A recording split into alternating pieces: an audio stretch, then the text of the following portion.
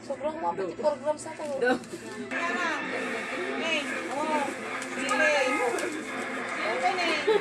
Babaw. Ramram sa ulit picture ng Kapaw na titingan Wala ko ta. Hi everyone, this is Sonia Holtan. Mabuhay! Welcome to my channel, mga kaibigan. Ito naman pang yung lingkod, makipagtikan sa araw na ito. Ngayon naman po ang pag-uusapan natin, saan ba napunta ang sahod ko ngayon buwan na ito? Saan ba napunta ang sahod ko ngayong April?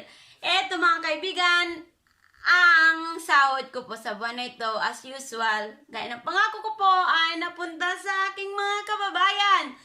Ako po ay masaya na nakakatulong sa kanila kahit sa konting bagay lamang. Sabi nga nila, wala daw akong mansyon, wala daw akong sasakyan. And then, ang sagot ko naman is, who cares?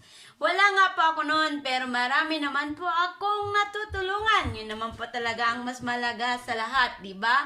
Yung tumulong sa kapwa. So mga kaibigan, ang sahod ko po sa April sa YouTube ay ipinapamahagi ko po sa aking mga kababayan dyan sa Minangay Este, Bugay, Cagayan, kung saan po ako pinanganak at kung saan po ako lumaki. Sa mga kababayan ko po, ang kunting handong na yan ay taos puso kong ibinibigay sa inyo. Ibinigay ko po sa inyo yan, tulong ko po sa inyo. Kahit sa konting pamamaraan, is makatulong po ako. Sa mga kababayan, tulungan niyo po ako.